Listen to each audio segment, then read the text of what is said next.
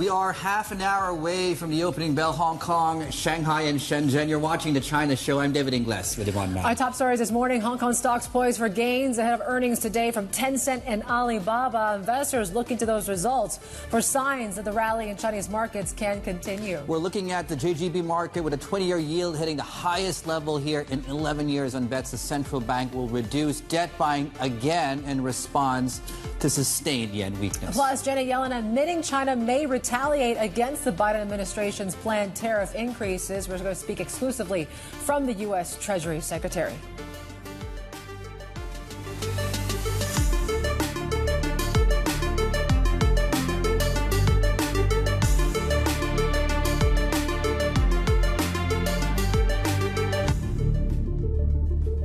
A sense of calm across these markets as we, of course, still wait for that U.S. CPI print on Wednesday, which is going to be that make or break moment, I guess, when it comes to this Treasury rally and the like. But we're pretty much treading water here this morning here in Asia when it comes to equities. U.S. futures are pretty much flat here as well. We're watching very closely what's been going on with, of course, those one-year inflation expectations in the U.S. that came out overnight. That perked up the dollar a little bit. That's why you're watching that dollar-yen break above that 156 handle here this morning. But certainly a lot of movement has been going on in the JGB market as well. Treasuries are not doing a whole lot. You take a look at that 2-year yield. We're up 1 basis point, but basically on the short end of the curve, you actually are seeing about 2008, 2000 highs for those yields right now. On the longer end, it's a different story. You take a look at how JGBs are doing here this morning. So this is after, of course, yesterday, what we've heard from the BOJ is that they might be buying less bonds now than they previously had forecasted. Will we see another day of this?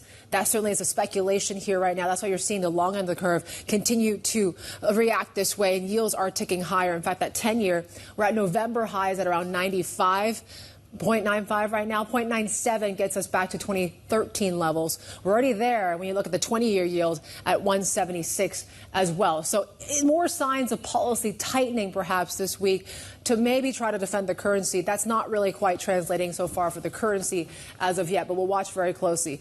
Other things that are top of mind today, look what the Golden Dragon Index did yesterday. It saw a bit of a bump here. You got to thank the likes of Tencent Music that's really lifting that index. We saw gains of close to 4%. And it's the first time we've ever seen, Dave, I believe, Alibaba and Tencent report earnings on the same day. So this is sort of the make or break moment on whether this rally that we're seeing in Hong Kong can continue as well. Expectations are high. Definitely, they have to deliver when it comes to the fundamentals and overall guidance as well. So futures are set up like this. We're slightly pointing higher here, 229 for your 10-year yield and 724 for your currency this morning. Yep. We got a good night's sleep. We went to the gym. You Emotionally, the bandwidth is there for these earnings to come out. And reason why, when you look at the agenda today, so you have those two earnings, you have the Hang Seng Index back above 19,000. You have a golden cross, which just formed on MSCI China. You have FDA data coming out possibly today, and also taking place, perhaps taking the limelight somewhat away from the equity markets. It's really the rally taking place in the bond markets, right? Offshore bonds, Vanco bonds, for example, or Vanke. Here we go again. 2027 bonds actually rallied the most in a couple of months. We're back about 50 cents in that. So more on that story in a moment. We are poised. Futures are pointing higher as well. So, yeah, why don't we talk about these earnings and just figure out what we're expecting and how high those expectations are. Yeah, for more on those, let's bring in our Asia equities reporter, Charlotte Yang, right now in our studios to talk us through. We talk about, this market has been basically long tech stocks. So certainly, what are we expecting out of these earnings this time around? Yeah, it's such a big, big day for China market with two of China's most valuable tech companies reporting, Tencent and Alibaba. And so far, if we look at options data, it's actually showing some optimism. So if we look at the 3 months volatility skew for both Tencent and Alibaba, they have been declining, showing that investors, there's reduced demand for buying protections against further declines.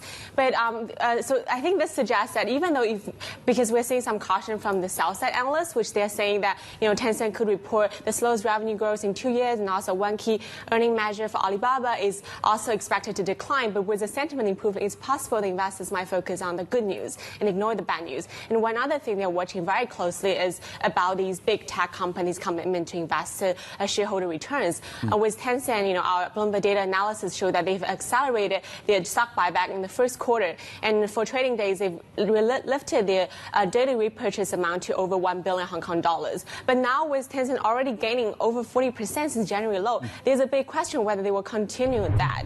And so Tencent earlier said they're going to buy over 100 billion Hong Kong dollars this year, and so far they have bought about a quarter of that. So how much that pace will do going forward, I think is one thing investors will watch in their management commentary after the earnings. Yeah, so tech has done well. The rest of the market, though, to your point, and we have a story today, if you could talk a little bit more about that, that not everyone is sold on the idea that the earnings story has turned in China. Yeah, so our colleagues spoke with a number of big funds, including Lombard ODA and Pictet Asset Management. A lot of them are saying that they still see this rally in the Chinese market as being a rotational play on valuation, and that China earnings has yet to deliver. And if you look at actually this current earnings seasons, the Gage's constituents that have reported results as of yesterday actually show a near 30% slump in the net profit before exceptional items. I think that speaks to some investors who are saying that they really need the China earnings to deliver to have the conviction that this is more than just a tactical opportunity. So far, a lot of them with a big powder still standing on the sidelines who want to see a more structural story going forward, haven't yet, coming back to the market. But that's not to say that, there's not pockets of opportunities. A lot of them are, placing bets on value plays and also like dividends, shareholder replay, and all of the SOE names. There we go. Charlotte Yang, our Asia equities reporter. So for Bloomberg clients, you can turn to your Bloomberg for more on the story. TLIV Go for more commentary analysis, of course, of these big earnings and these big events coming through later today. Let's bring in Wei Yao, head of research and chief economist for APAC at SocGen. To Charlotte's earlier point, is there a structural turn in the story here? What do you think? Has the macro turned in China? Well, the cyclical picture is stabilizing, but it's still very lopsided, still very supply, very industrial. Domestic demand, not enough improvement. And the policy is not shifted enough to support domestic demand either. So, yeah, it's still cyclical. Still cyclical. When you're looking at, the measures that we've seen so far, whether it's, looking at inventory in the housing market, issuing ultra-long sovereign bonds. I mean, what do you make of these sort of changes so far? Are we finally seeing more fiscal measures come into play here? Yeah. So I think it's positive shift. So it's shifting, but not enough. But at least it's starting, right? I think the April political announcement about they would try to deal with the housing inventory is a very important sign, showing some flexibility in thinking that they realize, okay, this is the real problem, and the government have to help. Then issuing the CGB, long-term CGB, this is just recognition that the private sector demand is really so weak, right? So when no one is borrowing, spending, consuming, then the government has to step in. So at least the policy is moving in the right direction.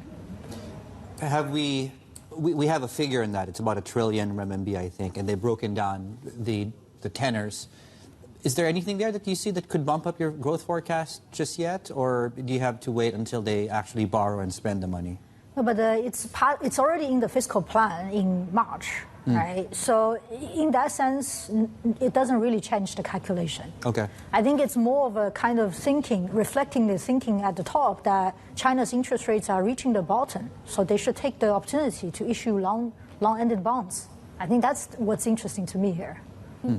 So rates have bottomed. Is there still room for policy rates to go lower then?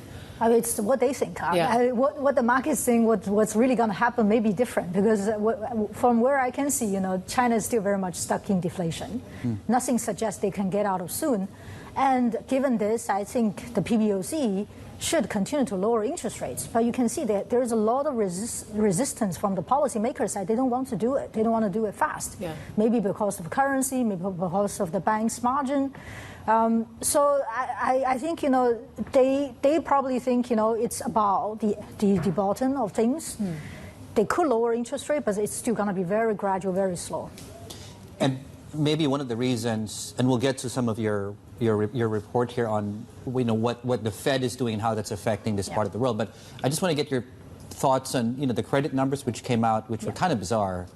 It shrank. Do you think that was more a one-off, or is that more a reflection of what you were saying, this underlying weakness in the economy? Yeah, I think the April outright contraction in the total social financing may have some special reason behind it.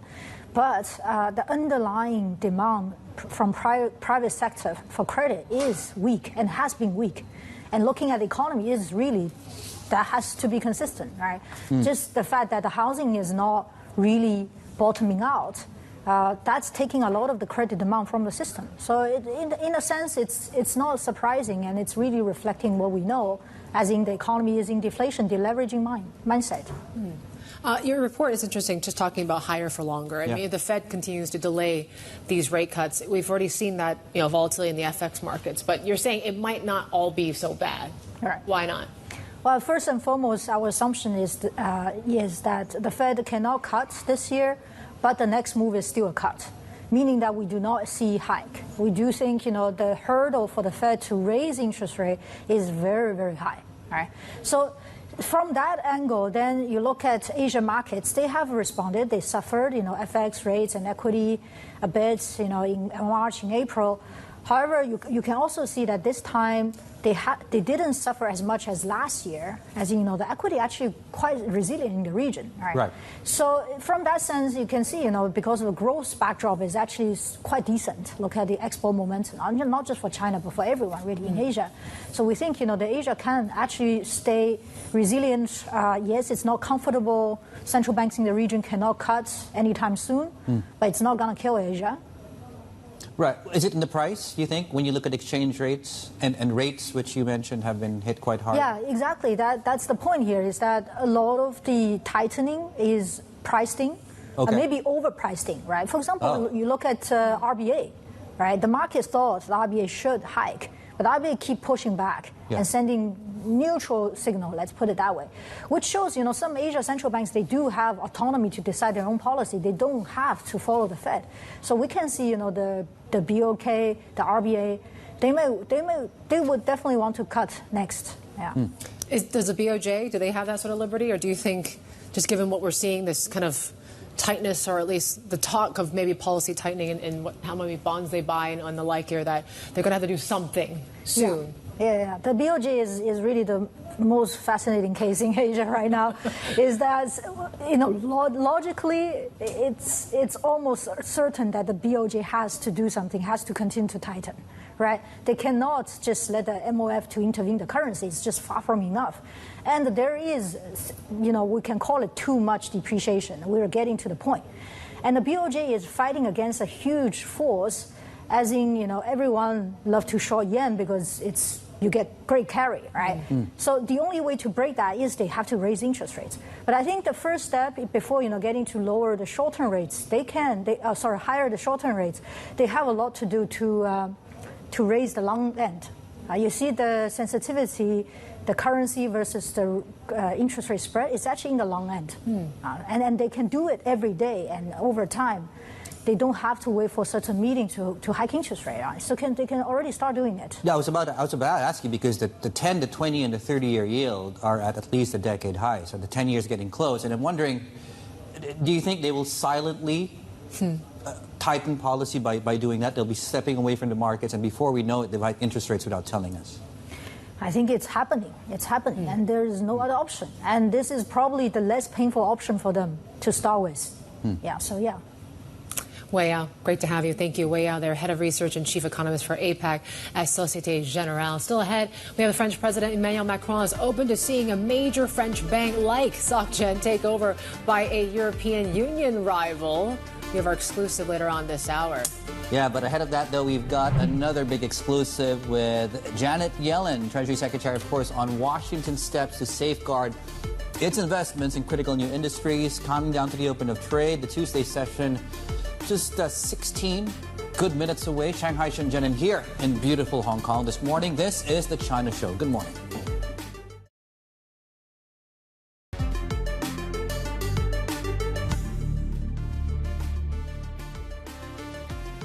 All right, your PBOC fix just coming through. Not much to see here this morning. Again, we're seeing a level at 7.1053 against the dollar. We're seeing a little bit of weakness in the currency here this morning, of course, as we count down to that MLF as well. That's happening on Wednesday. Yep, nothing much to say here. No, well, let's move things along.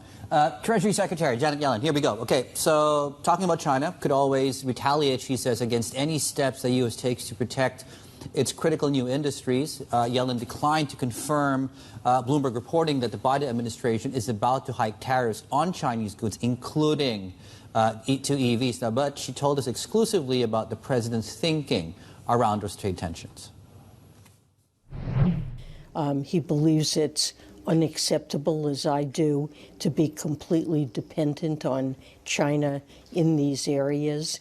And he wants to make sure, given that China is really not playing by the rules in the sense they have enormous subsidies in critical areas of advanced manufacturing, has resulted in overcapacity.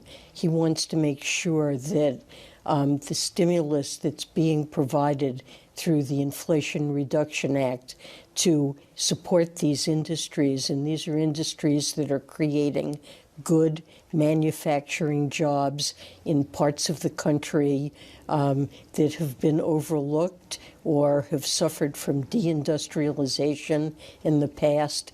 The president wants to make sure that he protects these investments.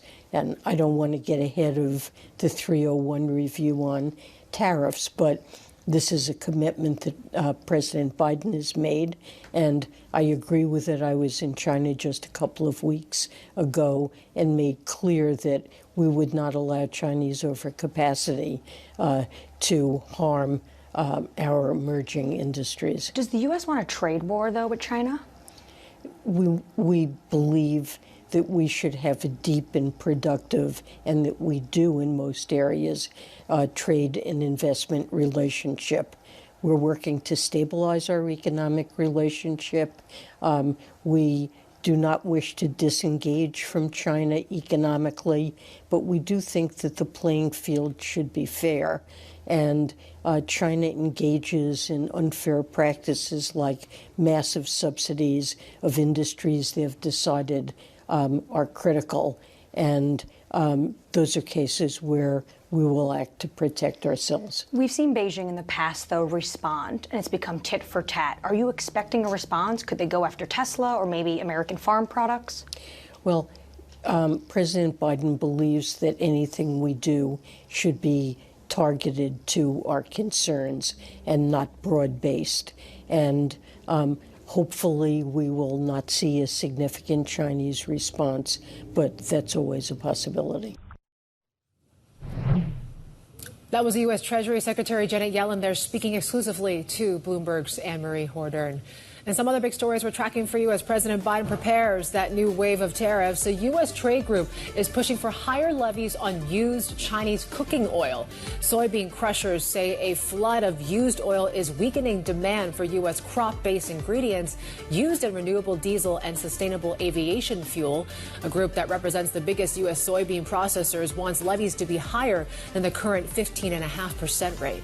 The U.S. has also ordered a Chinese crypto mining company off a property it bought near a Wyoming Air Force base that houses nuclear missiles. The U.S. Committee on Foreign Investment says the proximity of Mine One Partners' operation to a strategic missile base is a significant national security risk. The company must now sell the real estate it bought back in 2022. Senior South Korean and Chinese diplomats have held their first face-to-face talks in Beijing in around 6 years. Chinese Foreign Minister Wang Yi reportedly told his Korean counterpart Cho Tae-yul that both sides should oppose trade protectionism. A trilateral summit with Japan is expected later this month in Seoul. Right, going into the open today, 19,200 initial pricing on the Hang Seng Index. A50 futures are pointing up, and of course you have two big earnings today in the form on your screens. Tencent and also Alibaba called higher, give or take about 1% each. Asia's Tech is up 1.4%. The Tuesday open, just under 9 minutes away. You're watching the China Show.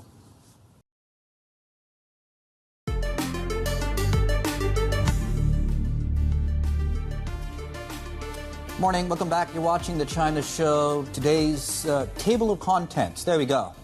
Certainly want to watch today. So we talked about earnings, the big ones coming through, and we're looking at some gains ahead of the open. So we are firmly at this point above 19,000 on the Hang Seng Index. We're also looking at the bond markets with also a rally taking place there although you are getting some, I think, fairly discouraging news on the side of Agile, which we'll talk about in a moment. But Vanka, for example, has been leading this rally in the offshore bond space. 2027 bonds actually rallied, I think it was 4 cents on the dollar yesterday, taking the entire index up for a second or third straight day. So we're going into this one with some momentum coming through here. Yep, in terms of analyst actions here today, just a few to tell you about here this morning. I think Xingyi Glass was interesting, though, from Morgan Stanley.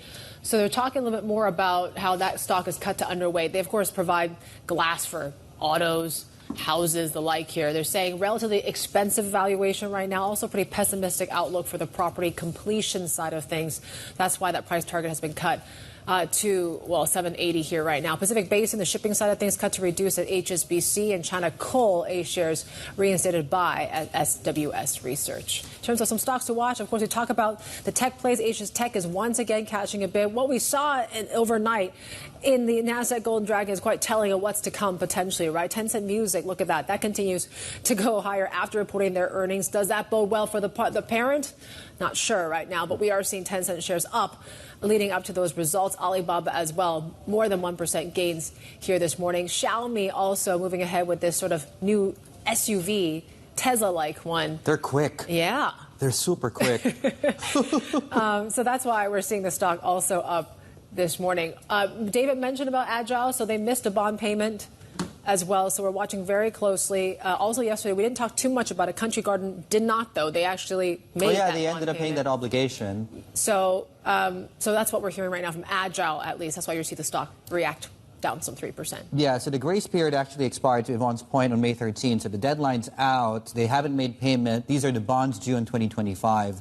And the company is currently considering all possible actions, including but not limited to the formulation of, this sounds like a yoga retreat ethos here, holistic liability management solutions. There we go. That's out of the company. On your screens, property ahead at the open here, and we're looking at the opening bell, just 3.5 minutes away. Futures are pointing higher. Ahead of the open here, we're looking offshore, onshore. The premium in between has actually shrunk to about 35%. A shares more expensive still than H shares. Is that the play? Does that discount even narrow? UBS joins us. The head of Chinese equities, Tommy Fang, joins us at about the open. You're watching The China Show. Good morning.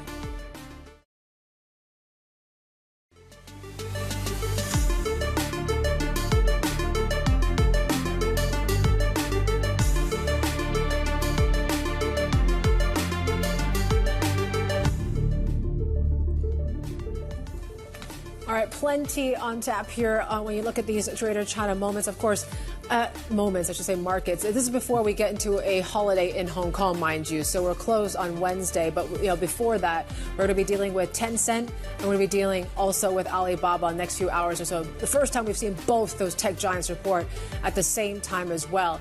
Is it going to be what's going to determine whether this rally continues here in Hong Kong? We continue to see some decent gains here. We're punching above that 19,200 level. Futures are flat here this morning, but certainly there's a lot hanging on these earnings, Dave, today. Yeah, maybe a little bit too much. I mean, certainly when you look at the earnings, just the estimates and the fundamentals, right? So Tencent, I think it's a 5% revenue growth. Yeah. Although it's, I think, a 30% in terms of net income. They've been buying stock back as well. And Charlotte, our reporter, made a very good point earlier on. Do we continue to see them do that, especially Tencent, which is up 40% from the bottom of this year? All that being said, of course, we'll talk more about earnings in just a moment here. Out of the gates, a tenth of 1%. We've been relatively flat on the CSI 300 these last few days or so. A look at the big movers, of course, bottom of your screen, or the big stocks to be more specific. 10-year bond yield, we have a bond auction today. I think 2027 and 2031 bonds, if I'm not mistaken. There's a 3 and also a 7-year bond auction taking place today, amidst, of course, the news this week of the special bonds that will be issued, and I think the big one is on Friday, when we have an amount for that as well. Okay, flip the boards, please. Most of the action will be taking place in Hong Kong, given the earnings agenda. So you have Tencent and you have Alibaba out of the gates, 1.5% to 2% there, ahead of the open, ahead of the earnings release later today.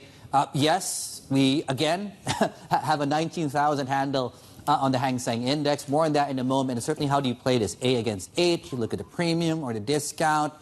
The tax exemption to dividends, is that a big theme to follow as well? Apart from the earnings story, In terms of just stocks that we're tracking here as well, ESR, that's a real estate management group, boom, there we go, 17%.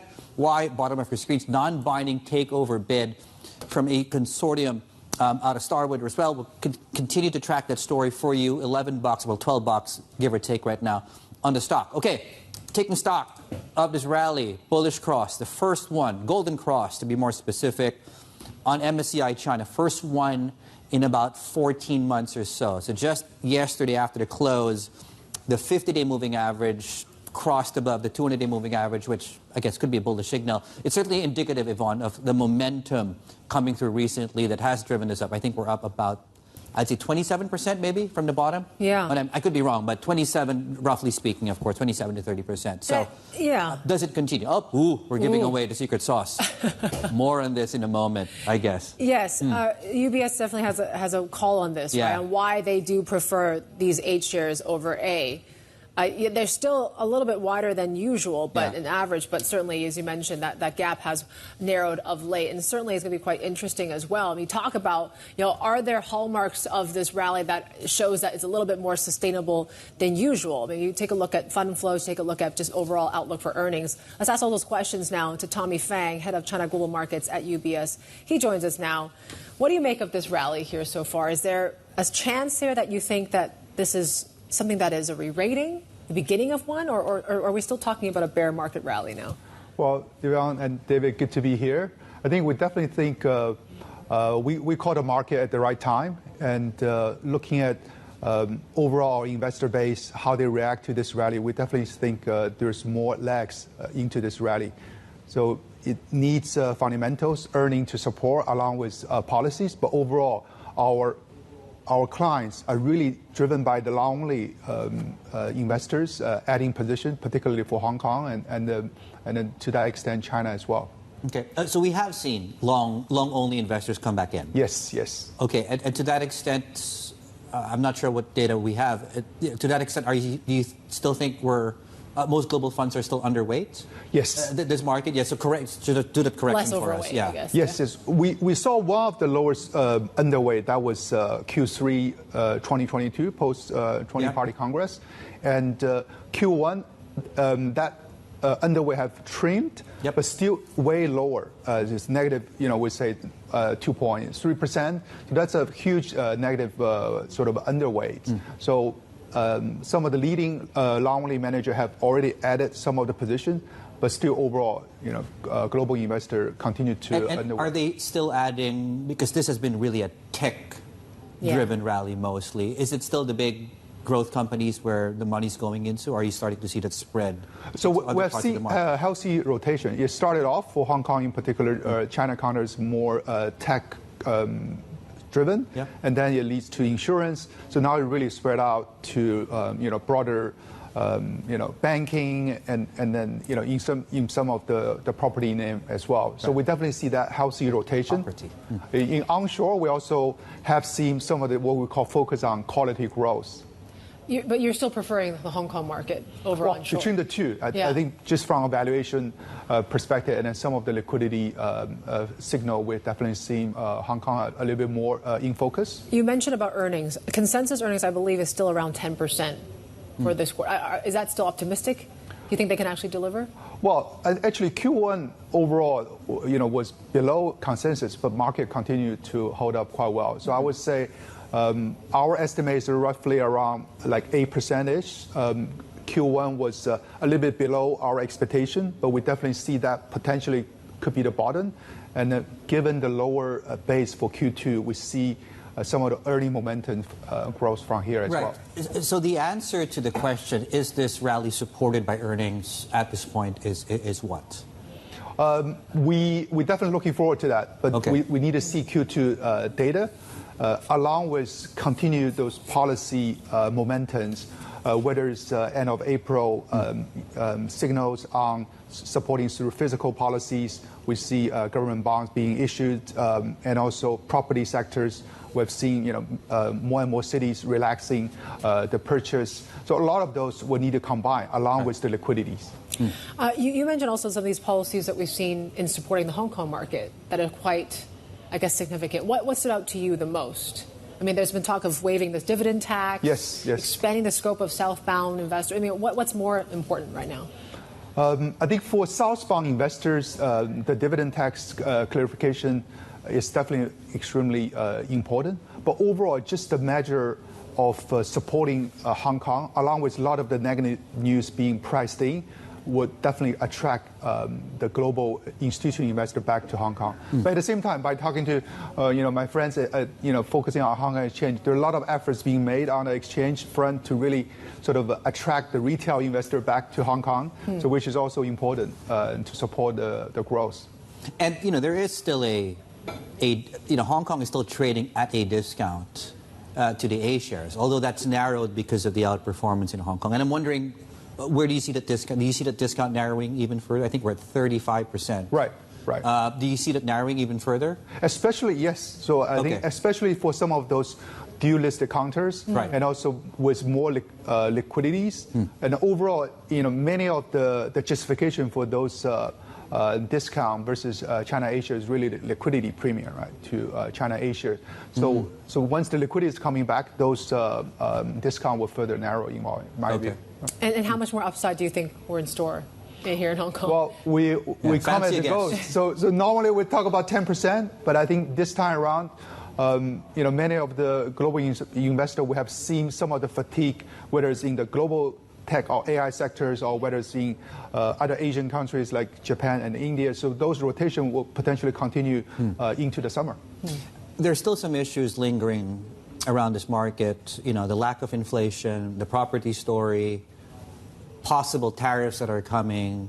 What are the biggest risks, do you think, to this rally at this point in time? What's going to possibly bite us? Well, I think we still need the policy to come in. So in China, given how important sort of the government and also the public sector is, so we need the continuous reforms, which the market is expecting from end of April, Politburo, and also July, there will be the planned meetings focused on reform. So those expectation has been building up. We definitely want Beijing to really come in with some of the accommodative measures to push the economy further. What's the strategy now then? I mean, what can you still chase? What do you think you can still avoid in this rally? Well, I think for overall, we've seen healthy rotation. So our pitch for China in general is this quality growth, which the earnings side, which is supporting with a lot of those export-related sectors, food and beverage, electronics.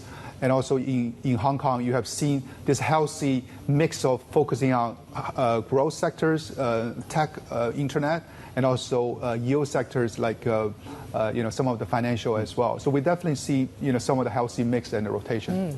Final one for you. Do you think the market's stabilized enough that the national team, the so-called national team, can step back now? Like we've turned the page on the market right now. The bottom's definitely in. That's a great question. I think what we have seen is like the level of 31 thousand for the Shanghai Composite. 31, that's one of those areas we're looking at. We're closely looking for some of the onshore ETFs. So far we have seen the national team definitely watching and hands off in many ways. Yeah. Training wheels are off. There we go. You're on your own. You're on your own. Get up that hill. Tommy Fang, thank you so much. Nice to see you. Head of China Global Markets there at UBS. Just ahead on shows, Emmanuel Macron calls for a level playing field with China. Our exclusive interview with the French president is just ahead. This is Bloomberg.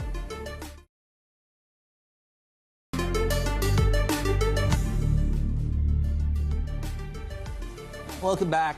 You're watching Bloomberg, the China show. The French president is calling for fair competition with China when it comes to things like tariffs, subsidies, rules of production. Now, we spoke exclusively with the French president, Emmanuel Macron, as he hosted a global investment summit in Versailles, just a week after the visit of China's president. Have a look. This is exactly the mistake we made 20 years ago on solar panels, and we killed our industry. I'm very simple. I don't lecture and blackmail anybody. I just look at the picture. When you have tariffs of 10 for Chinese electric vehicles entering into our markets. And when you are taxed between 15 and 24, when you go to the Chinese market, you have an issue. And on all the different sectors, what we want is just reciprocity. We want, and in fact, more than that, more just than regarding the relation with China, level playing field.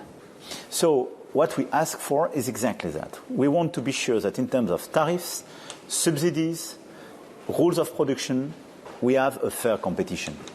And I mentioned it very openly to President Xi. So it is not a geopolitical agenda. We don't want to blackmail and push back some of their production. We want to be sure it is fair. It's fair to launch precisely inquiries and look in details at the situation and revise it. If we are weak, if we are threatened by the fact that you can have retortion measures, you just don't do what you have to do. We had this discussion, and this is why they decided not to implement the first measures on cognac, but to withdraw the first one. So I think it's a normal approach. But look at the situation today. The European Union is the most open place of the world. But you cannot survive if at the same time you have subsidies and overcapacities in China and protection in some part of the market, and Inflation Reduction Act and Buy American Act in the US.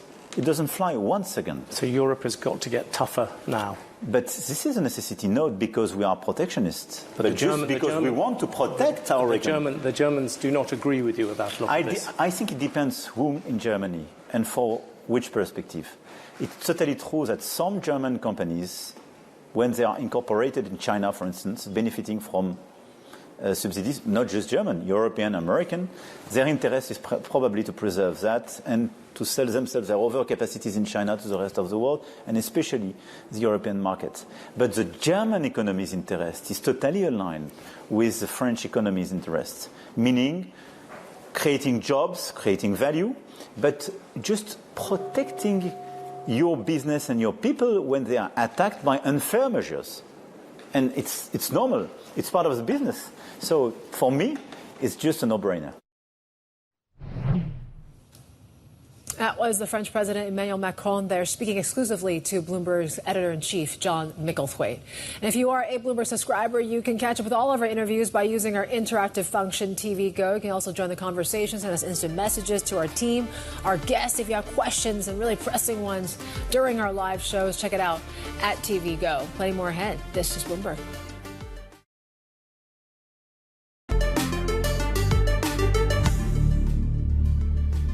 You're watching the China Show. Some stories we're watching for you today. Li Auto is facing a potential class action lawsuit in the U.S. with a complaint accusing it of overstating demand for its products. The EV maker's revised delivery outlook on March 21st led to a 7% decline in its ADRs. The complaint by investor Dinesh Banur says that the change in outlook was rapid following optimistic statements in February 26th, 29th, as well as March 1st. OpenAI is launching a faster and cheaper version of the AI model that underpins its chatbot, ChatGPT. The company has debuted GPT 4o, which it says is better at handling text, audio, and images in real time. OpenAI says the updates will be available to users in the coming weeks. The startup is working to hold on to its lead in an increasingly crowded market.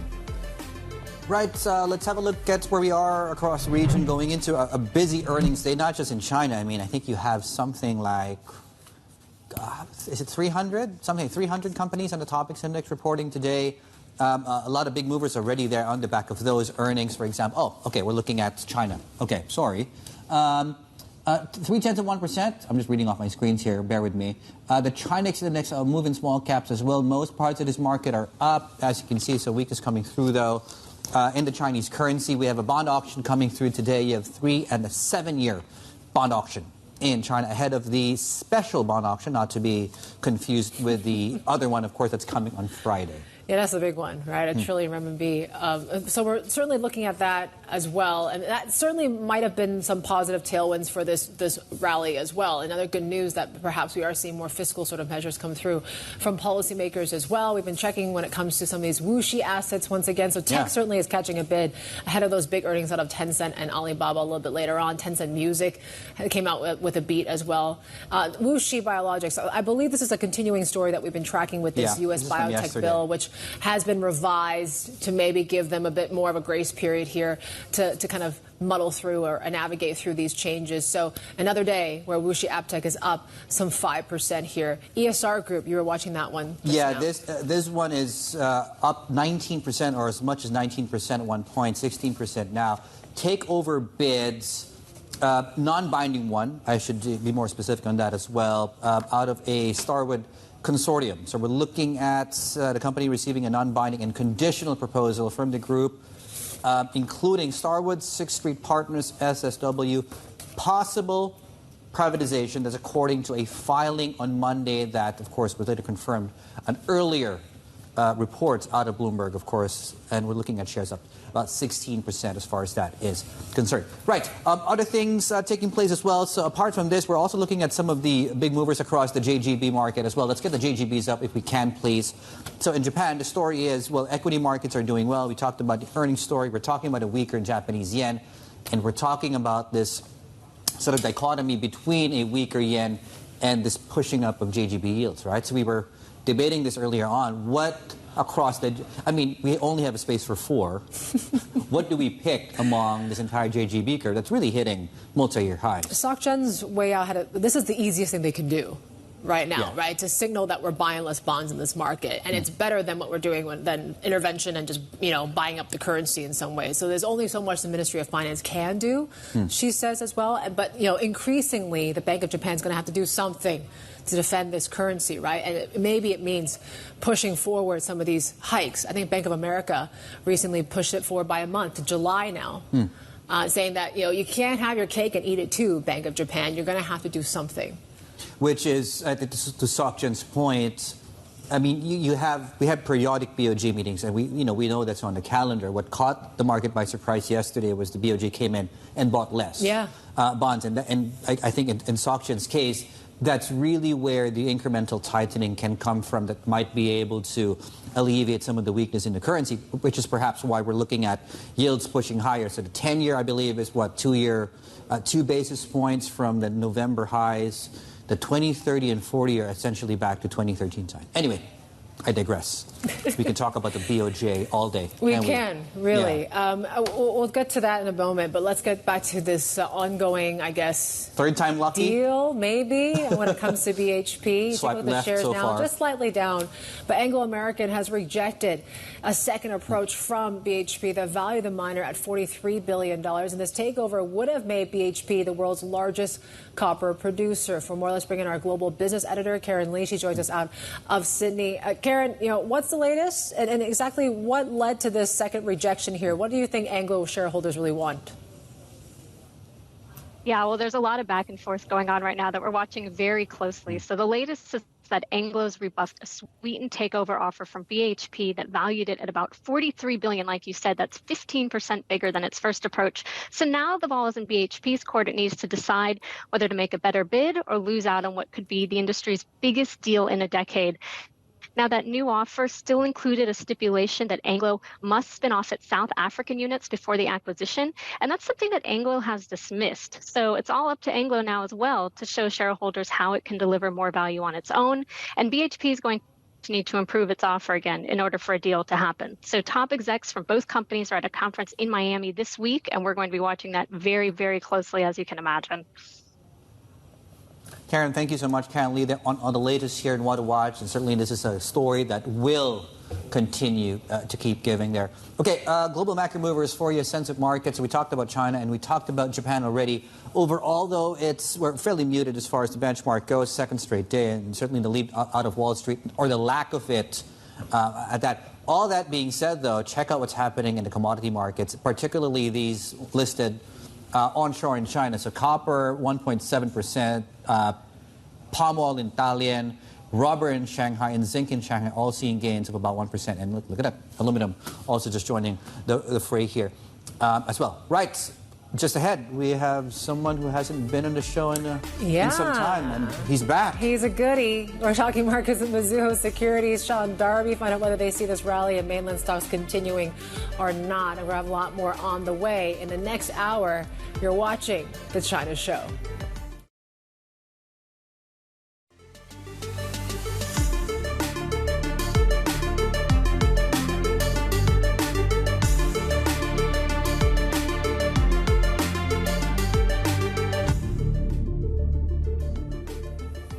Welcome back to the China Show. Here's a look at the CSI 300. Just a half hour into the trade here. It looks like we're losing a little momentum already. We're down about 0.1%. Hong Kong also off some of the highs from what we saw, but still in the green here this morning. Of course, a lot hanging when it comes to these tech earnings, just given how lofty these expectations are leading up to the likes of Alibaba and Tencent as well here today.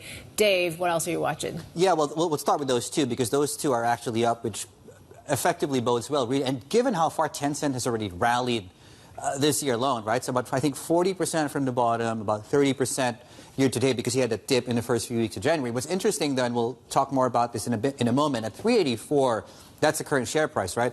Sell side actually hasn't budged on their consensus price target. In fact, the consensus price target now for Tencent is actually lower than at the start of the year when shares were actually much lower as well. So those things have actually come together and not diverged, which is typically what you see during a rally.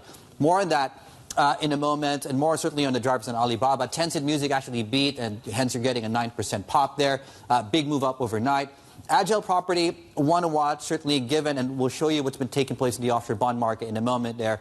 So the company is saying that it will not be able to meet some of its obligations. There we go. Some of its obligations, or fulfill all of those obligations. Sounds like my ex. Anyway, that's a different story. But yeah, one to watch there. Talking about Chinese bonds, here we go. So China Vanco yesterday, I think it was a 2027 bond, 4-cent move yesterday. Check out how we've done, right? So this is over the last 1 year or so. That's about 14% from the bottom. Now, also worth noting that broader high yield has actually outperformed Chinese high yield. But if you told someone that point last year that this is a group that would do this, they'd call you crazy. But here we are. And you're getting some momentum coming through of late. Right. The rest of the region, though, outside of China looking like this, there's a US CPI report on Wednesday, which obviously could be key. We'll talk more about in a moment here. And certainly at the level of the S&P is that you do understand why the caution is taking place as well. Nikkei 225 and the Kospi Index, a busy earnings day. In Japan, more on that in a moment. Yields are pushing lower. This one's actually, we're at 96 now. Okay, so we're just 1 basis point away from the high that we hit back in November. Beyond that, it's 2013 levels all over again. On the 10-year, the 20, the 30, and the 40 are, in fact, already there. The 2 as well. So more on that in a moment. Brent, nothing much to tell you about here as far as this is concerned. Yeah, so I guess let's get a sense. Are stocks going to go up or down? Is the question. There we go. Especially what we're seeing here in China. I mean, you take a look at what's really going on. As we were just talking to Tommy Fang from UBS, that this is not just a market that's purely buying large cap tech anymore. It's actually broadened to the scope of financials. You take a look at some of these SOEs, the dividend plays and the like, that continues to be an outperforming story as well. He also mentioned when it comes to that dividend tax, if they do in fact waive it, according to what we've been hearing from the CSRC, 7% upside for the HSI, according to Tommy Fang. Let's get more context now on this rally and bring in our next guest, Sean Darby, Managing Director of Mizuho Securities Asia. You may remember him. He's a familiar face, and we're glad to see him back in our Hong Kong studio. Sean, it's good to see you. I mean, you're coming at a time when we're seeing just a massive shift in sentiment in Hong Kong and China.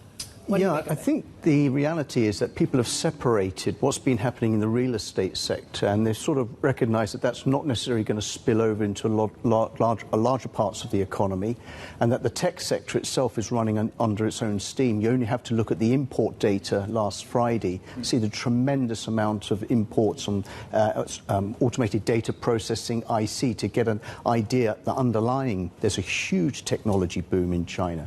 So I think the market sentiment has shifted to the view that we're not going to get a big sort of destruction of wealth from the real estate sector into the other parts of the economy, and the other parts of the economy are actually demonstrating not only a lot of value, but also actually seeing some decent earnings upgrades. For the HSI Tech Index, free cash flow yields are around 7%. So compared to US Treasuries or any of the other asset classes, you really can't find anything comparable. So even if you take a very pessimistic view on the earnings season coming up, actually it was very hard to come out with a story that the HSI Tech would actually fall further from where it was in late March. Yeah, they've been buying back a lot of stock, for example, which has really been an underappreciated story here. Yeah, 80% of those constituents, the companies have net cash. It's not just an Alibaba and Tencent story. Right. The actual broader part of the index has actually been generating a lot of cash flow. In reality, the HSI Tech is not anywhere near like NASDAQ. It's full of consumer discretionary companies and auto companies. But as a representation of everything that China's real estate sector is, it's a sort of complete polarization. And I think that's really why it's been able to separate away from some of the bad news, and also separate away from the CSI 300. I mean, CSI 300 itself has been quite a big underperformer. You mentioned a little bit more about what the time horizon is going to be for investors now into this market. I mean, how do you look at it now in terms of what you would recommend? If it's short-term, long-term, what would it be? Well, it's a curious world, really, because if you look at the data points from emerging markets, PMI numbers have held up well. You're getting very good trade data. You could argue by itself that emerging markets are early cyclical plays, and you see the shipping stocks rallying. Whereas in developed markets, it all feels like late cyclicals. We're in the sort of last part of the bubble period. And you're starting to see like restaurant traffic starting to slow down, areas such as the credit card use starting to deteriorate. So it's a very polarized world at the moment. If you were just looking at Asia and EM, you'd say things are going to gangbusters, and OECD, IMF are upgrading economic numbers. Look at the developed world, and they're getting ready to cut. The OE, ECB.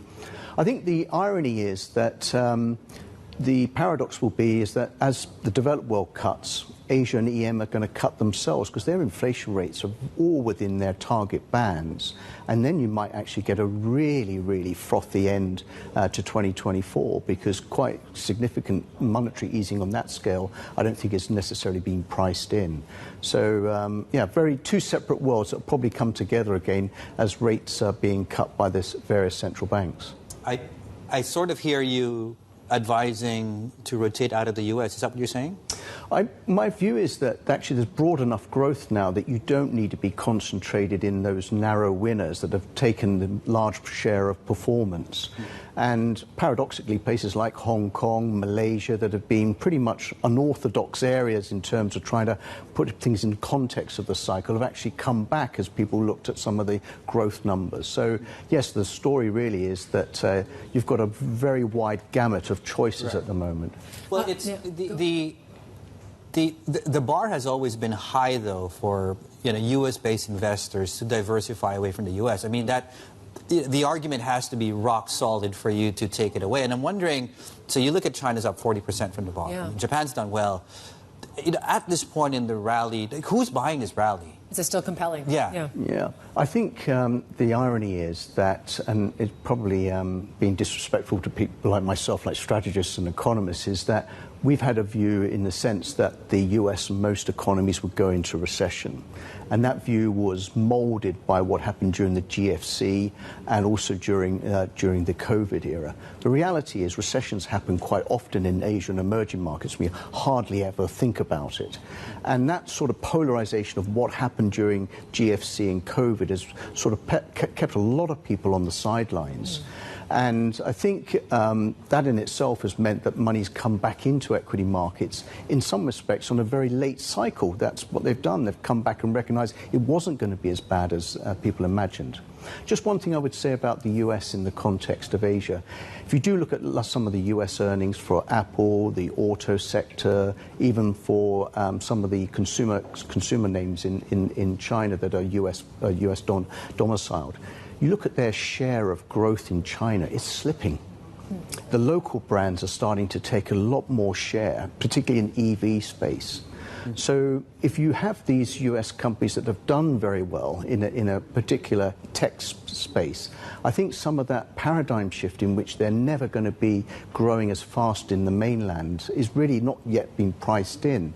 And that may be one reason why people will go back and revisit the China domestic names again. They've actually, on a quality and price basis now, are very competitive to the foreign imports. And you're looking very closely at these Chinese EVs now, just given this Cash for Clunkers program. They're the main beneficiaries. They are, and it's the local brands. And I think the whole, as I say, I think you would not have expected many of these companies to be able to compete with the foreign brands on quality and price.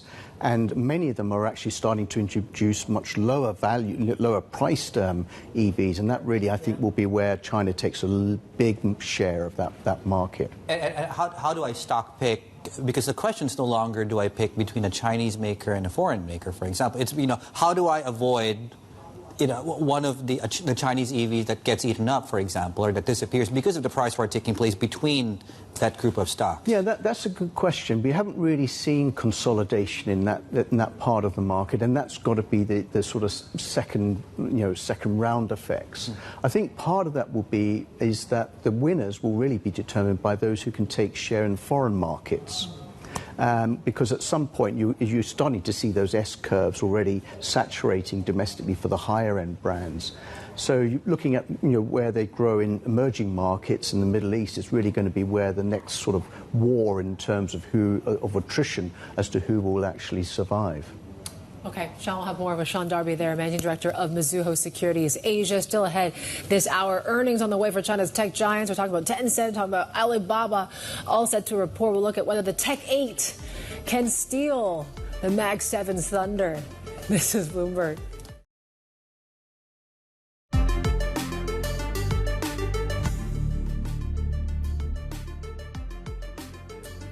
You're watching some live pictures out of Hong Kong now. The chief executive, John Lee, is speaking on this particular case that we learned about last week, about the UK charging 3 men with assisting a foreign intelligence service from Hong Kong. That's following an investigation by the Metropolitan Police's counter-terrorism force. Now, the chief executive is basically saying that right now, Hong Kong has asked the UK Consul General to give details of this spy case as well.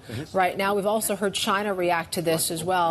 They have firmly rejected and strongly condemning the UK's what they call, quote, fabrication of the so-called case and its unwarranted accusation against the Hong Kong government. So that's the latest. We'll bring you more once we hear a bit more. Yeah, the 3 are currently, we understand, because of a judge allowing them to be released on bail. That was on Monday, of course. More on that story in a moment.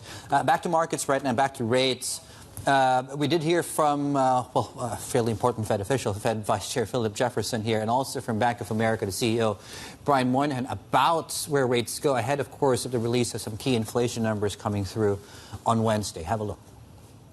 My view is that in light of the attenuation in progress in terms of getting inflation down to our target, it is appropriate that we maintain the policy rate in restrictive territory. What the Fed is doing with rate structure is having the impact they want. On the other hand, the economy's kind of there, and now we got to be careful we don't overshoot the other way. It's right now we have a no landing, honestly, a 2% growth rate, because you can't say it's a soft landing. But that's been pushed out to when it occurs, and we got to be careful that we don't overshoot, because you see the consumer confidence numbers tipping down a little bit. That's what you got to be careful of. If the consumer leaves the game, it's hard to get them restarted. Still with us here on set to talk us through these macro conversations, Sean Darby, Managing Director of Mizuho Securities.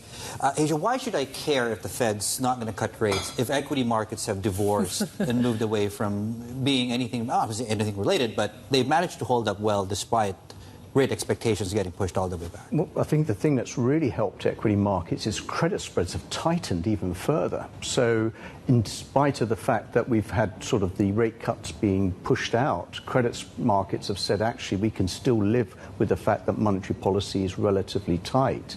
And with credit spreads narrowing, equity markets tend to do pretty well. So there's been no pain actually applied directly into the credit system, which is generally when you start to have a recession, is when companies can't refinance. I looked at the bankruptcy data in the United States yesterday, and in fact, bankruptcies dropped in first quarter from last quarter because the economy was so strong. You're not getting, companies are finding themselves still able to meet interest payments. So the irony at the moment is that it's going to be higher for longer from what we can see, and certainly corporates still retain a great deal of pricing power, which again is going to keep feeding through into the producer pricer numbers. Do you think these earnings are going to deliver then to keep this equity market going, especially equity rally, I should say, in the U.S.? I mean, in particular when it comes to these Magnificent Seven, is there an over-reliance or at least dependency on these large caps now?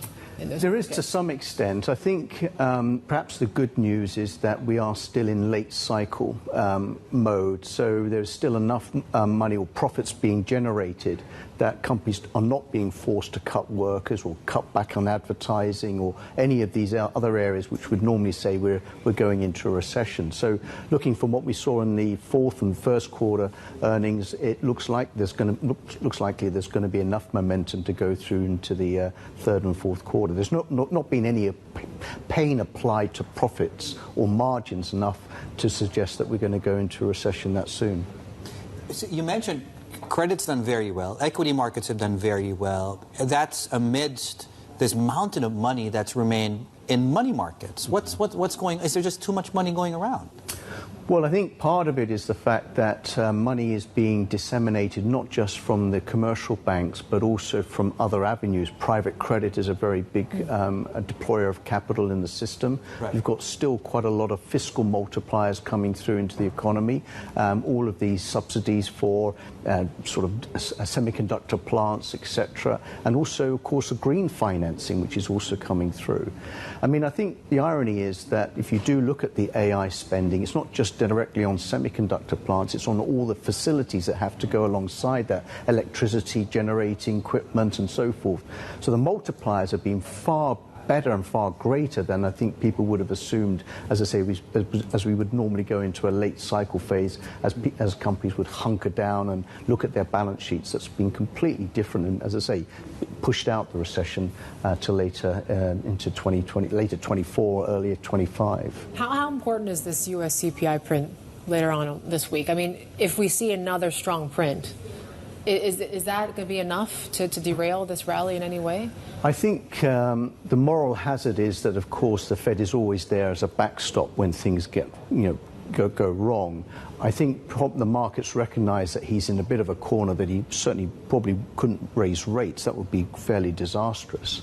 I think the issue on the CPI is the imputed number, which is for owner-occupied rent. That's a wild card variable, and it could mislead the Fed into suggesting that things are, inflating much quicker than perhaps that's under other underlying data is. Right. I think from our perspective, as long as service price inflation is cooling, I think the Fed is on the right track, and I think it's got a lot more wiggle room than perhaps people would have suggested. It's when service prices start to resume an ascent, then the bond market would get pretty worried and the equities would spill over. How are you looking at the bond market? All-in yields, for example, 5%. I think, again, if at this time in terms of risk-reward, looking at where equities are in terms of valuations and credit, it's going to be the bond market that's going to do most of the work. And it could be a very good 24-25 for global, sovereign bonds on the fact that we've only got a few countries that have got outlier inflation rates that don't allow those central banks to cut. So I looked down the table of about 30 countries. I think only 3 or 4 are sort of semi-near recession or in recession, but all the CPI numbers in the last 12 months are way, way below where they were. So again, we're not talking about an inflation spike. At some point, these central banks are all going to fold, and you're going to get a big rate-cutting cycle in synchronous. That's going to be fun. To say, you could have a fairly good end-of-year rally in equities, not because of any growth. Yeah. It's just purely that the bond markets are giving you a nice tailwind. Is it going to be the opposite if Japan finally decides to hike again, that this equity rally could start to hit some headwinds a little bit? Or well, I think in many respects what I just talked about is what's called a disinflation boom. Yes. So you get low inflation and the economy runs by itself. In Taiwan and in Japan, we have what's called inflationary booms. The central banks are quite far behind in the tightening cycle, but there's some rigidity in the system in terms of making a decision to do anything about it. And I think Taiwan and Japan are almost the same in terms of having very, very undervalued exchange rates, booming economies, unemployment rates falling. And look what you've got. You've got an inflation problem, which is getting more and more embedded in the system. But there's a policy sort of status that's not allowing the system to sort of get back to normal. So these equity markets could go on for a lot longer. They're not necessarily that expensive either, compared to the Magnificent Seven or the Tech 8 in China. Your favorite equity market, and why? I do think Taiwan could really surprise this year. I think for a lot of investors, they've been put off by the geopolitical risks that surrounded Taiwan. With the election out of the way, very good global trade data, strong semiconductor demand, and a China that's not going to go into a deep recession or have a massive credit crunch, Taiwan actually could come out very well. And it's such an outlier that it would, as I say, take people perhaps by surprise. The other thing is, within the index, it's the financials that are doing well, which is exactly what's happened in Japan. It's not the semiconductor or tech stocks, almost the opposite of what's happened in the US and Europe. It's the more mainstream, old economy plays that have actually done well. And it seems like Taiwan's been overshadowed by Korea, just given the semiconductor space as well. All right, Sean, we covered everything, but it's so great to have you back. Thank you very much. Here in our studio, Sean Darby there, Managing Director of Mizuho Securities Asia. We got plenty more ahead. This is Bloomberg.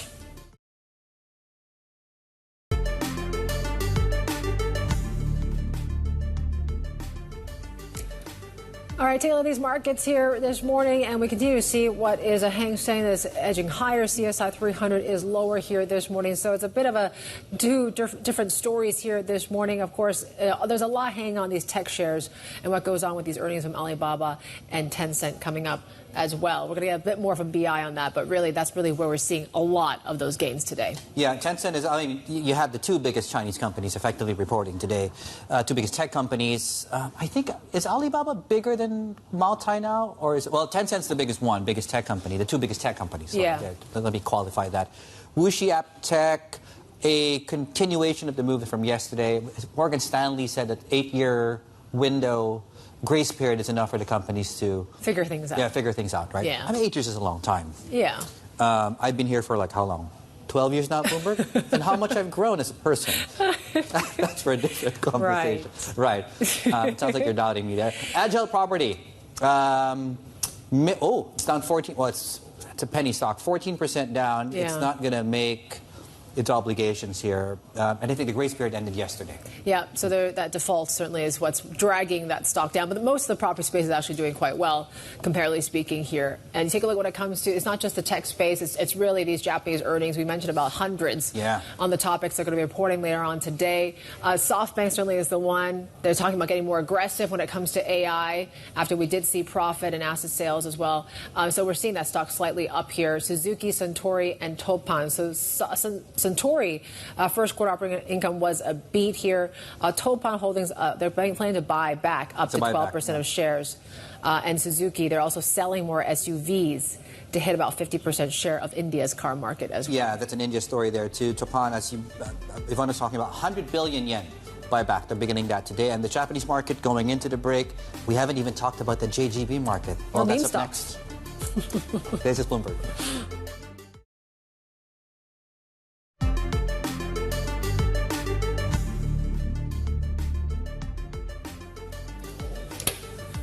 All right, 11:29 a.m. in Tokyo. Japanese markets heading to that lunch break. You're not seeing a whole lot of movement in the equity market. It's really the JGB market where you're seeing a lot of this kind of pickup in yields this morning, particularly when it comes to the long end of the curve. We talked about some of these superlatives already. When it comes to the JGB 10-year, we're basically back to levels that we saw in November. Above that, we could hit 2013 levels as well. We've already hit that in some of the long end. I believe the 20-year is already there. Not much movement, though, despite this yield pickup in yen. We're still trading around 156 this morning. Closer and closer and higher and higher. Interesting commentary coming out of the U.S. Treasury Secretary with that interview we did, of course, and that intervention should be something that's we all agree on, effectively, is what she said there. Speaking of, and this was a conversation we had earlier on with SocGen, right? So how do you tighten policy without raising interest rates? You let bond yields go. And that's what Japan maybe has been doing here. Stepping back from the market. So the 10 years, Yvonne is pointing out, high since November. In fact, you know what? Just a little bit more. We're highest since 2013. The 20-year is already there, 2011 highs. The 30-year is at 2011 highs. And the 40-year is at the highest year since we were in school, actually, which the year will go unnamed. When you were in school. Well, there we go. Don't put me in the same bracket. Just kidding. All right. Asia dashboards are looking like this here right now. Back to reality. Obviously, that rally in Hong Kong, we can continue, although it's still modest gains here right now. But we're pretty much seeing a bit of calm before maybe the potential storm before this U.S. CPI report coming out. So futures are flat in the U.S. as well. The dollar's not moving a whole lot here. It is a pretty mixed picture across these sectors here with really the likes of healthcare, consumer discretionary catching a bit here, but tech certainly still very much in focus because we got that Tech 8. Yeah. Tech 8. Who came up with that name? It's too generic. Yeah. We need something more catchy. We're group sourcing. To steal the Mag 7's thunder, right? We're looking to take a look at how this all looks as investors hunt for signs of AI profit among some of these Chinese tech giants. Of course, Tencent and Alibaba both set to report today. Yeah, to help us unpack these two stories and maybe put things together, Catherine Lim and Robert Lee, our Bloomberg Intelligence senior analysts, are here with us on set for a roundtable on this. Catherine, of course, you cover Alibaba. Tencent is on the side of the room here. Why don't we start with the underperformer, Alibaba? Right. Okay. Okay. So what's the fundamental story here? Right. Let's talk about the bright spots for the underperformer then. So I think the eyes are going to be on their e-commerce business. In China as well as international. So for in China, look, we've got the 618 shopping festival coming. It's going to kick off this Saturday. So the company is going to actually, showcase what they have done, and hopefully that translates into their customer management revenues, which is the key part of their Taobao Tmall business. We are looking at a slight acceleration in the revenues. Hopefully that is coming through as a result of stronger GMVs. Now, if we don't see that this quarter, I think that, in the subsequent quarters itself, you're going to see that acceleration because the company is actually putting a lot into the business, whether it's via live streaming, whether it's perks for merchants and customers.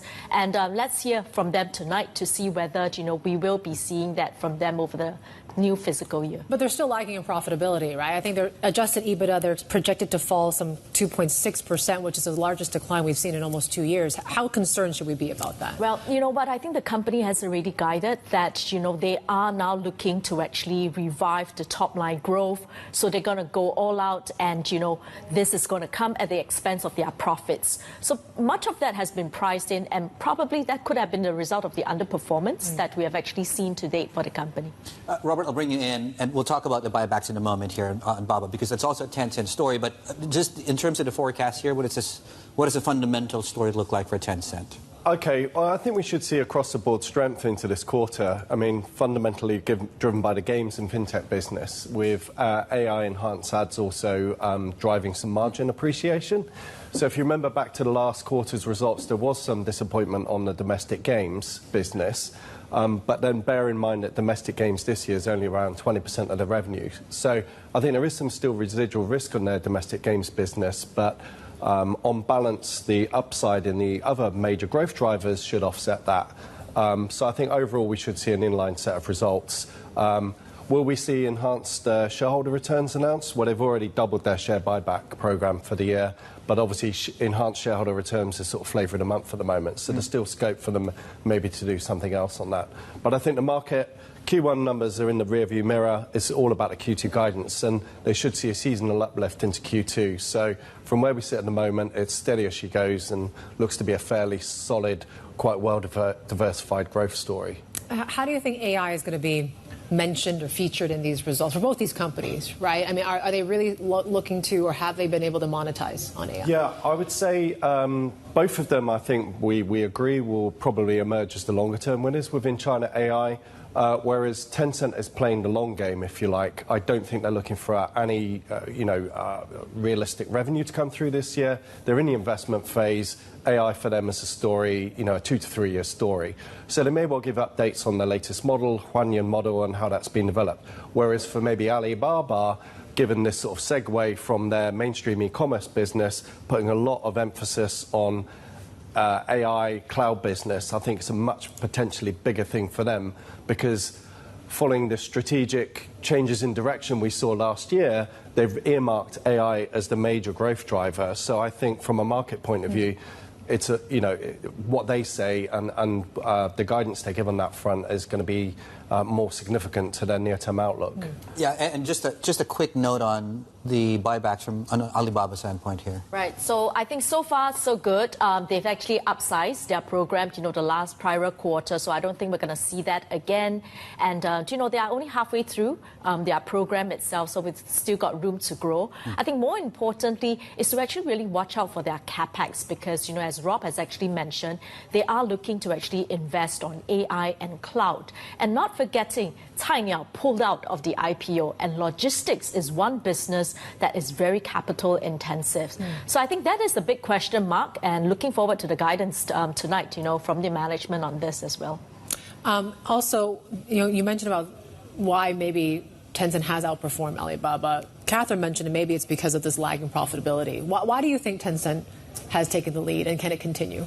They're always mentioned in the same breath, aren't they, that it's China's two internet giants, but they're very distinct and different businesses. I would say Tencent is a combination of fairly robust businesses with strong barriers to entry, which typically have some degree of market leadership, and therefore it's a much lower risk business compared to Alibaba.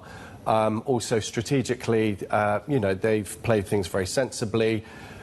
Compared to your Magnificent Seven, some may see it as somewhat pedestrian or boring even, but again, it's not been trading on Mag 7 type multiples. So it's a slow, steady, reliable story. Whereas Alibaba, we've seen these strategic changes. They were going to spin everything off last year. They then did a 180-degree about turn on that. Obviously, there's pressure within their e-commerce business, and then other questions as to whether this growth in AI cloud is really going to deliver for them, because the evidence on that front is still lacking, I would say.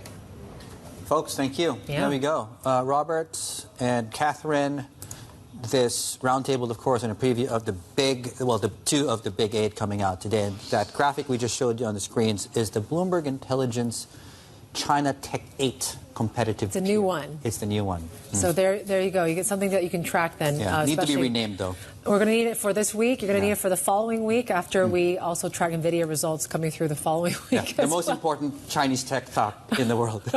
As the most important stock, as leading indicator, I guess. Yeah. But it's interesting, right? I mean, just given what we've been hearing about the stock price and where we've been seeing these Tencent shares, I mean, it's basically gone, parabolic, or 30-40% from the lows that we saw earlier this part of the year.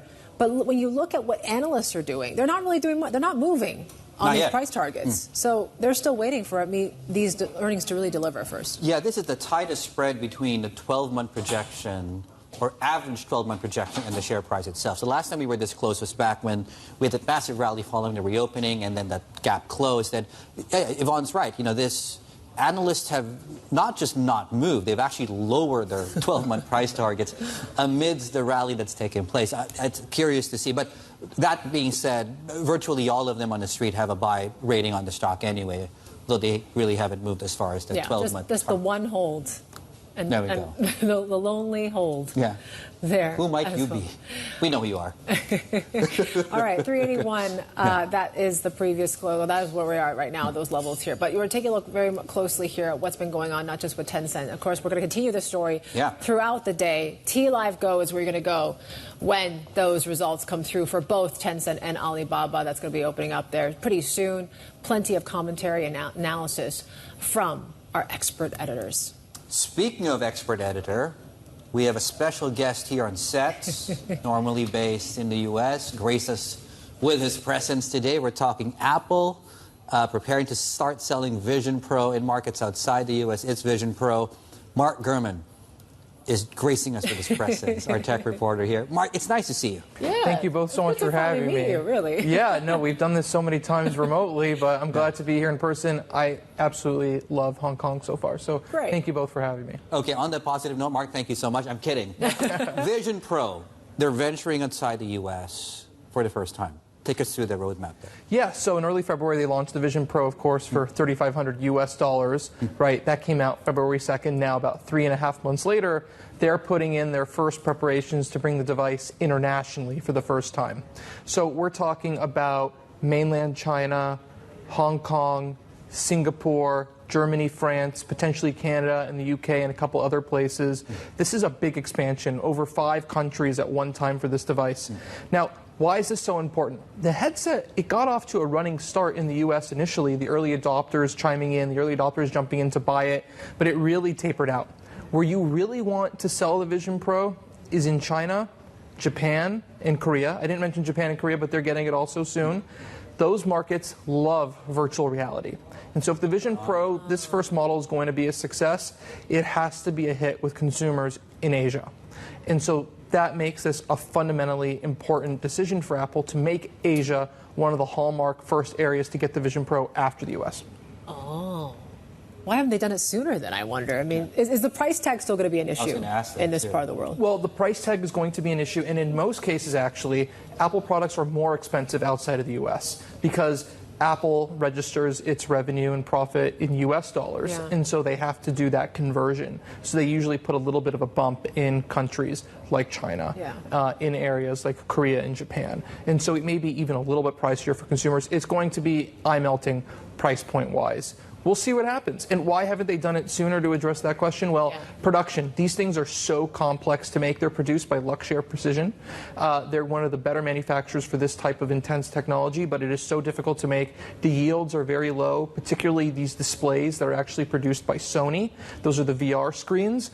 So they had to ramp up production to a point where they felt comfortable being able to get it outside of the U.S. Obviously, they're a U.S.-based company, right? Their biggest market is the U.S., so they're going to sell there first.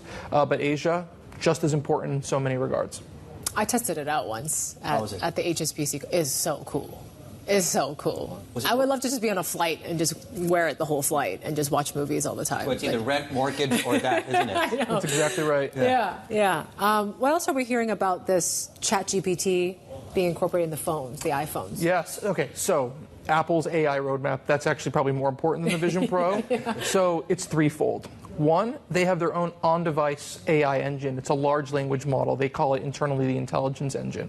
And this is on-device processing. Things like summarizing text, right? You get a text message, maybe from you both while my phone is in my pocket. When I pull my phone out of my pocket, it'll give me a summary of what you guys reached out about. If you wanted to go to lunch, it may have added that calendar appointment automatically to my phone, maybe set up a reply to send back to you both already automatically. That's on-device processing. Part 2, cloud processing. This is where Apple's homegrown chips come into effect. They're putting their Mac processors inside of cloud data centers around the world. That's the plan over the next 12 months or so to process more advanced AI tasks remotely. Now, here's the issue for Apple. Neither of those systems are able to replicate the functionality of ChatGPT. There is no ChatGPT, Google Gemini equivalent for iOS that Apple has created. They're a little behind there. So what has Apple done? They're not missing the boat on there either. They're integrating ChatGPT, that underlying system from OpenAI, into the iPhone to give the iPhone later this year a built-in integrated chatbot. Wow. Okay. Maybe more reason to buy the phone than the Vision Pro. Mark, thank you. It was great to have you here. Mark Gurman, Bloomberg tech reporter, joining us here in our Hong Kong studios. We talked about this crazy story. It's back. It's back. GameStop shares. I woke up this morning. My eyes were just like, what? Why are we seeing 70% plus gains? GameStop, AMC. So, Hello Kitty. So we're talking about Roaring Kitty. Yeah. This is, of course, the man behind this sort of meme stock craze 2-3 years ago. He sent out this pretty cryptic sort of post on X. It's a kind of like an image, and basically like he's getting up from his chair. Yeah. And ready to do something. And then that just sent everything to a flux. Into a massive frenzy. And it wasn't just GameStop, right? Yeah. It was Reddit, which, by the way, wasn't a public company back then, also rose substantially, and some of the other meme stocks also felt some of the tailwinds coming through that. Check it out, right? Robinhood. I forgot about AMC up until today, and there we go, AMC as well. Yeah, I mean, there's, I guess, the influence that's it's still there. I also watched, you watched the movie, right? Dumb Money. It was a fantastic movie. movie. A great movie. Yeah. It's interesting, though. Some of our colleagues were comparing what it's like between the stock mania back in 2021 and now. There's a lot of differences, though, right? Yeah. There's not that many people participating as crazily as it was back then, because it was during the pandemic. Yeah, no one had anything to do. People are they had excess out of savings jobs, that they could spend in buying these stocks. So I think, is this really a return to 2021? That's also something that's like a question mark. No, there's a fantastic piece, by the way, that wraps up everything that Yvonne was talking about. Their options volume coming through. Reddit, we mentioned that, not a public company. Yeah, but anyway, we'll see. So if you think NVIDIA's expensive, check this stock out. Anyway, plenty more ahead here. You're watching The China Show. Good morning.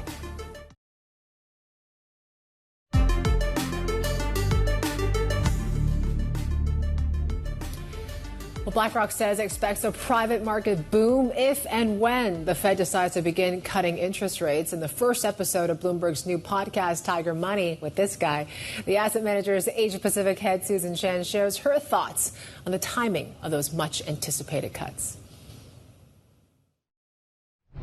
I'm not sure that the Feds will take the rates down because there's no factor that is, from my personal opinion right now, there are no macro factors today that would have a strong dictation of Feds should move on rates.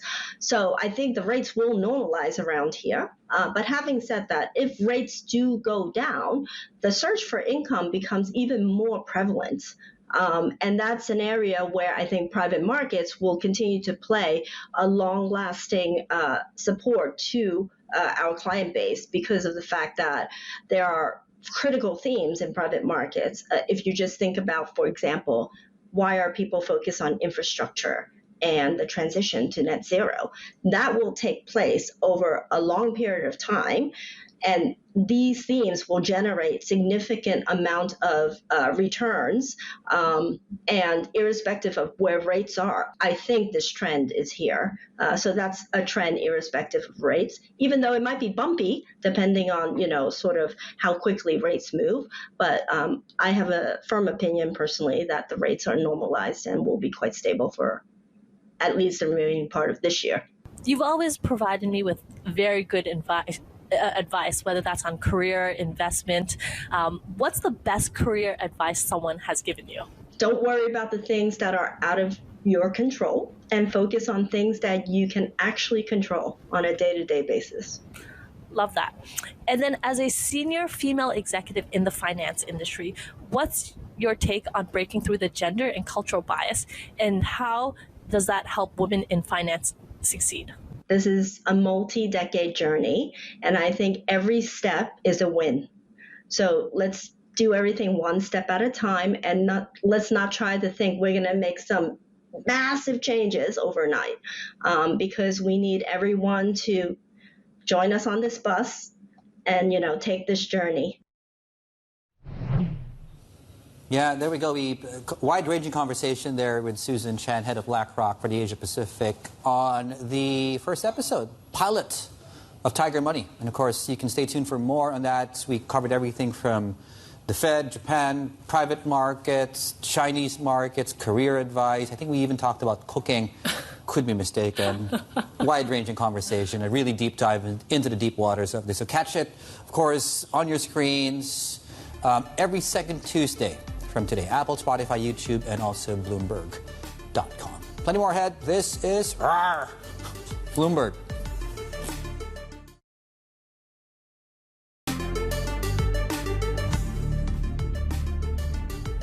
Let's turn to your China brief now. Look at what's making headlines in national newspapers. And Shanghai Securities News is saying that China's recent financial data is stripped of exaggeration, with the PBOC focused on supporting the real economy, not just expanding credit volume. Now, that's after a broad credit measure shrank for the first time in April. And the paper says further policy measures, including a potential RRR cut, might be on the cards. Meanwhile, the Securities Journal also thinks China may consider cutting that RRR later on this year to boost liquidity. They cite analysts who see issuance of government and policy bank bonds picking up in the second quarter and peaking in the third. Well, in fact, those reports come as a series of research articles from some of the brokerages, and this is what you get and this is what you see on this recent credit slowdown disappeared from social media over the weekend. Now, that highlights the growing difficulty of getting reliable information about China's economy, particularly, for example, when things do look on the softer side of things. And, in fact, we do have a story on this that just outlines it no longer is available on social media here. Yeah, the bad credit numbers. You're seeing that a little bit of that censorship going on. We also talked about this week about even when it comes to flows and what we're seeing in the daily numbers, and they're at least masking it, or at least coming up with just one daily number at the end of the day. At the end of the day here as well. It's not in some way to mask what's going on, but I think it's a way to, as they call it, nurture this rally, right? Because one of the metrics that people, at least when you trade momentum among the retail side, was they would look at the flows across the stock connect, right? And when you do get a pickup in the flows, particularly coming into mainland China on the northbound, which is what disappeared, but southbound you still have that information, that tends to trigger an overshooting of the market. That's the argument. But also the argument is also aligning what you're seeing in China with what you're seeing outside China as well. Anyway, that's your China brief for today. Back to markets, and just speaking of this massive move in GameStop today, we're putting it down to this OpenAI launching a faster model, limit up in some cases here, and that takes us into the broader tech conversation. HS Tech is up a further 1.2%. Most stocks are up. We're up 35% now in the index. From the bottom. In fact, we've now hit overbought levels, short term at least, on this index. That's it from the China show. Plenty more ahead, though. This is Bloomberg.